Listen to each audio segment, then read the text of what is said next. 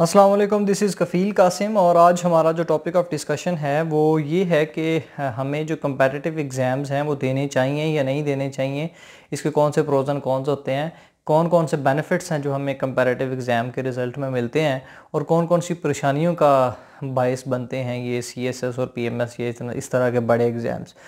याद रखें, पाकिस्तान के अंदर जो पावर है, जो इन्फ्लुएंस है, वो कुछ ही डिपार्टमेंट्स अपने पास रख रहे हैं।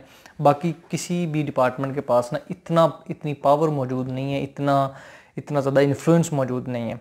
उसमें से सबसे अहम और मोस्ट इम्पोर्टेंट जो डिपार्टमेंट है वो मिलिट्री का है। लोग मिलिट्री को ज्वाइन कर लेते हैं ताकि उनके पास वो जो पावर फैक्टर है वो मेंटेन रहे। सेकंड, पॉलिटिशियंस हैं जो जनाब अली अपना इन्फ्लुएंस मेंटेन करके रखते हैं, सियासत के अंदर चले जाते हैं और उनके पास कुछ लीगल पावर्स आ जाती हैं, और जो कि उनके बीइंग रिप्रेजेंटेटिव जो स्टेट उनको देती है। इसके बाद जनाब ब्यूरोक्रेसी है जो कि कंपैरेटिव एग्ज़ाम का रिज़ल्ट है। जो लोग कंपटीशन का एग्ज़ाम दे के एज अ ब्यूरोक्रेट अपॉइंट होते हैं तो उनको स्टेट उनके ऊपर कुछ रिस्पॉन्सिबिलिटीज़ दे देती है, और उन रिस्पॉन्सिबिलिटीज़ के माध्यम उनके ऊपर कुछ ना उनके पास कुछ पावर्स आ जाती हैं जिनको वो एक्सरसाइज करते हैं। इसके बाद आज कुछ सालों से, पिछले कुछ 10-1 सालों से एक जनाब ना पावर, एक नई पावर जन्म ली है, वो लीगल एजुकेशन की है। लॉयर्स अपने आप को बड़ा इन्फ्लुएंसर समझते हैं और वो ये समझते हैं कि उनके पास जो एजुकेशन है वो दूसरी एजुकेशन से ज़्यादा सुपीरियर है, और वो अपनी लीगल एजुकेशन को एक्सरसाइज करते हुए वो तमाम काम कर सकते हैं जो कि कोई भी इन्फ्लुएंसर करवाना चाहता हो। अब इन सब के अलावा जिन लोगों के पास पावर मौजूद है वो बिजनेसमैन है। मतलब या तो आपके पास कलम की पावर मौजूद हो या फिर आपके पास पैसे की पावर मौजूद हो, और अगर ये आपके पास पैसे की पावर मौजूद है तो फिर आप ब्यूरोक्रेट्स को भी इस्तेमाल कर सकते हैं, मिलिट्री इस्टेब्लिशमेंट को इस्तेमाल कर सकते हैं। जिस तरह के मलिक रियाज साहब की एग्जांपल है, क्योंकि उनके पास जनाब ना एम्प्लॉयज़ हैं, रिटायर्ड मिलिट्री जो ऑफिसर्स होते हैं, वो उनको प्लान्स बना के देते हैं। पॉलिटिशियंस बिक जाते हैं जी पैसे के ऊपर, और इसी तरह ब्यूरोक्रेट्स और लीगल जितने भी ऑफिसर्स हैं ये पैसे की वजह से अपनी जो शनाख्त है ना वो किसी हद तक खो बैठते हैं। दूसरी बात, करप्ट प्रैक्टिसेस, करप्शन हर मुआशरे के अंदर मौजूद है, और इंसान ने अपनी जो लस्ट ऑफ पावर है, जो लस्ट ऑफ मनी है, उसको हमेशा मेंटेन रखने के लिए जो करप्ट प्रैक्टिसेस हैं इसके नए नए तरीके जनाब ने ईजाद किए हैं। फॉर एग्जांपल कि हम क्रिमिनोलॉजी का सब्जेक्ट क्यों पढ़ते हैं, हम क्राइम के रिलेटेड स्टडीज़ क्यों करते हैं, हम साइकोलॉजी को क्राइम के साथ लिंक क्यों करते हैं, ये वाली जो सारी बातें हैं ये सारी इसी वजह से हैं क्योंकि with the passage of time जो लस्ट ऑफ ह्यूमन बीइंग है for power and for money जो इंक्रीज़ की है। अब इसकी इंक्रीमेंटेशन की वजह से इंसान ने पावर को मेंटेन करने के लिए, ग्रैब करने के लिए या पैसे को हासिल करने के लिए ना डिफरेंट किस्म की जनाब ने टेक्निक सप्लाई की हैं मुआशरे में। उसमें कुछ लोग जनाब ना क्रिमिनलिटी की तरफ भी निकल जाते हैं। अब बात यह है कि इंसान को अपनी ज़िंदगी में क्या चाहिए होता है। एक सक्सेसफुल जो भी आप बंदा देखेंगे, या तो उसके पास पैसा होगा, या पावर होगी, या शोहरत होगी। ये वो वाली कुछ चीज़ें हैं जो कि हर इंसान की ना ख्वाहिश होती है कि वो किसी न किसी तरीके से ना लोगों के अंदर जाना जाए, उसका एक सोशल स्टेटस हो, उसका जिस इलाके के अंदर रह रहा हो ना उसका एक नाम हो, उसकी एक पर्टिकुलर और रिस्पेक्ट का लेवल हो जिसको लोग ना टच करने की कोशिश करें, उसकी वो बात करे तो लोग उसकी बातों को सुने।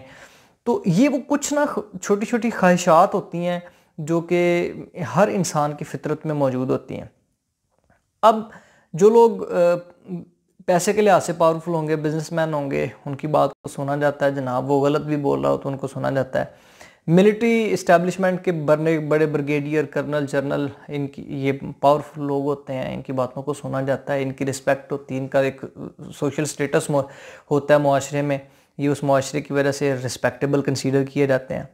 ब्यूरोक्रेट्स अपना एक लेवल रखते हैं, अपनी एक पावर रखते हैं, सोसाइटी के अंदर उस पावर को एक्सरसाइज करते हैं, लोगों को बताते हैं, उस पावर एक्सरसाइज की वजह से इनका भी अपना एक सोशल स्टेटस मौजूद होता है।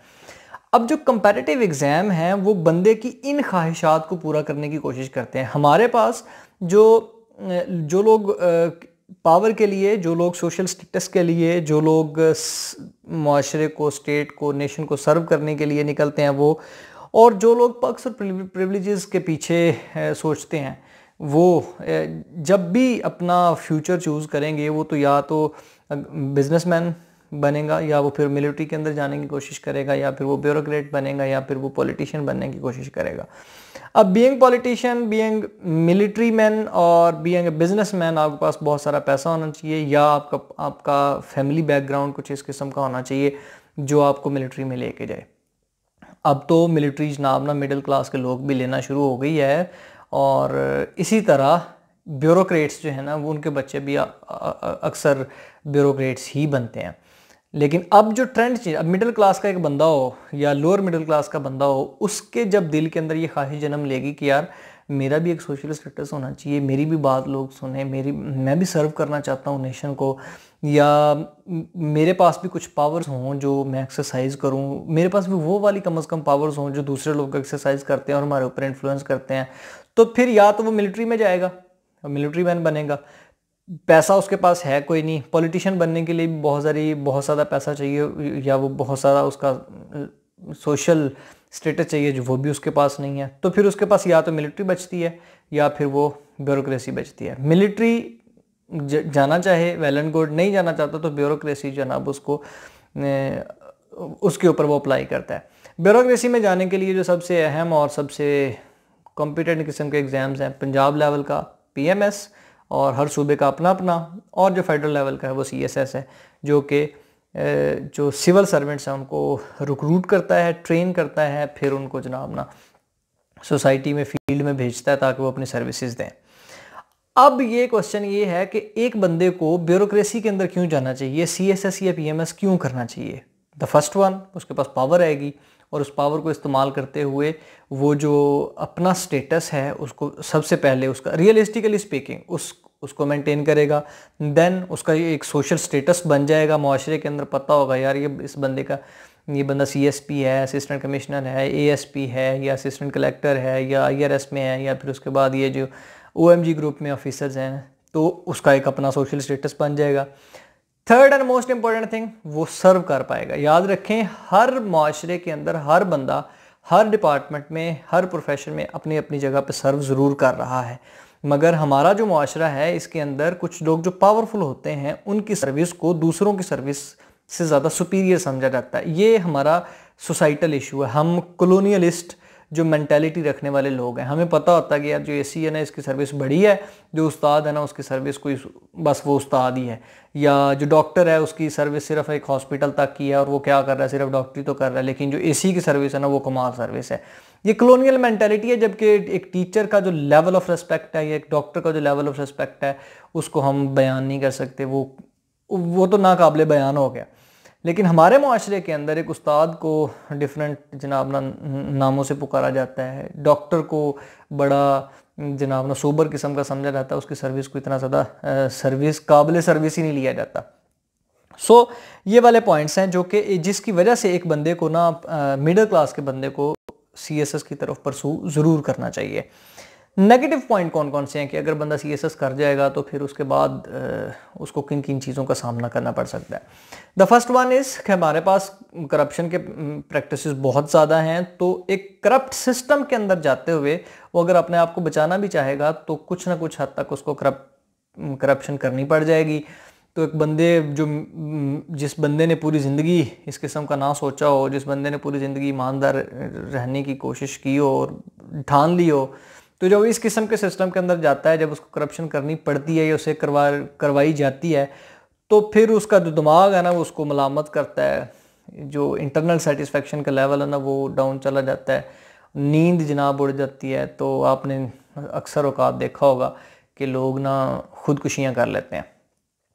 खुदकुशी तो हर जगह पे ही होती है, मगर अगर एक ब्यूरोक्रेट, एक ट्रेंड बंदा, एक the cream, one of the most intellectuals in the society, अगर वो खुदकुशी करेगा तो एक स्टेट का, एक सोसाइटी का बहुत ज़्यादा नुकसान होता है।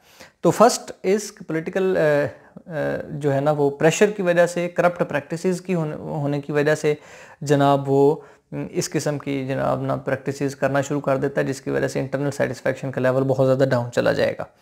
उसके बाद है कुछ डिपार्टमेंट्स इस तरह के होते हैं जहाँ पर बंदा इनकम्पैटिबल बैठ जाता है। फॉर एग्जांपल पुलिस जनाब ना, उनको छुट्टी नहीं होती, उनकी सर्विस बड़ी औखी होती है और समटाइम इनोसेंट बंदा पकड़ लेते हैं, उसको सज़ा देते हैं। समटाइम जो मुल्ज़म होता है और पता भी होता है कि ये मुल्ज़म है, लेकिन उसको because of the legal works उसको छोड़ना पड़ जाता है या पॉलिटिकल इंटरफेरेंस की वजह से छोड़ना पड़ जाता है। तो अनफॉर्चुनेटली ये वाली जो सारी चीज़ें हैं ना, वो ईमानदार पुलिस ऑफिसर के दिमाग को बड़ा हर्ट करती हैं। वो ये सोचता है कि यार मैं क्या करूं, अब मेरे पास इसके अलावा ऑप्शन कोई नहीं है। तो फिर वो अपनी ज़िंदगी के हाथ, जैसे कि DPO गुजरांवाला जनाब ना एक ख़ुदकुशी कर बैठे थे, शेखुपुरा के अंदर भी इस तरह का वाक़या हुआ था, हाफसाबाद के अंदर भी इस तरह का वाक़या हुआ था कि जनाब ना वो पुलिस ऑफिसर हैं, उन्होंने ख़ुदकुशी कर ली है।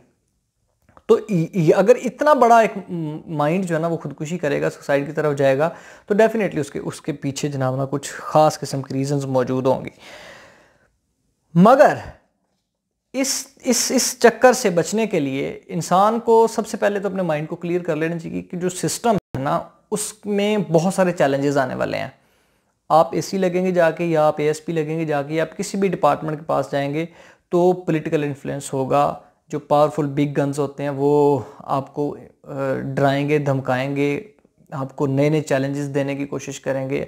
समटाइम सीनियर्स का चैलेंज बन जाएगा, समटाइम आपकी फैमिली आपको कुछ टास्क इस किस्म का दे देगी कि आप सेटिस्फाइड नहीं होंगे या आप नहीं करना चाहते होंगे, तो आपके ऊपर प्रेशर डेवलप होगा। ये चैलेंज है। तो बंदा अगर इन तमाम चैलेंजेस को बर्दाश्त कर सकता है, अगर वो काबिल है, अगर वो चाहता है कि मैं इन चैलेंजेस को टॉलरेट कर सकता हूँ, कन्फ्रंट कर सकता हूँ, he should definitely go for the comparative exam and to be appointed as a bureaucrat in the society।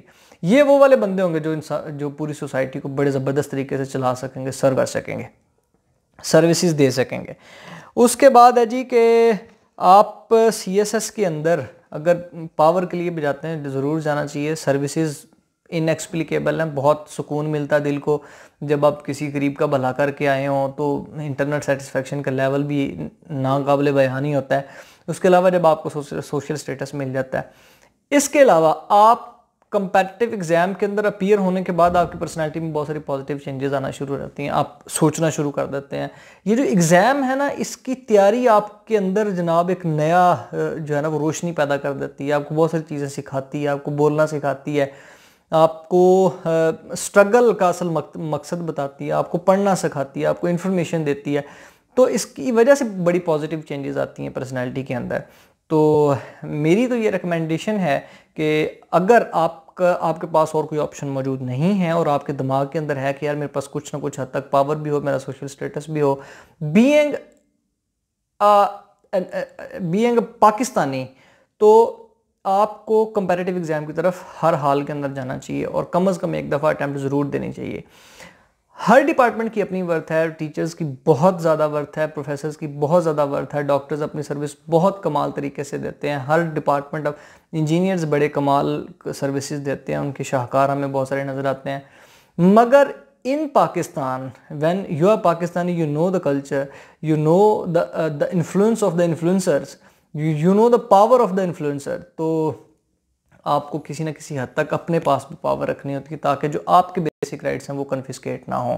तो उनकी वजह से आपको कंपैरेटिव एग्जाम के अंदर ज़रूर जाना चाहिए। Thank you so much. अल्लाह हाफिज़।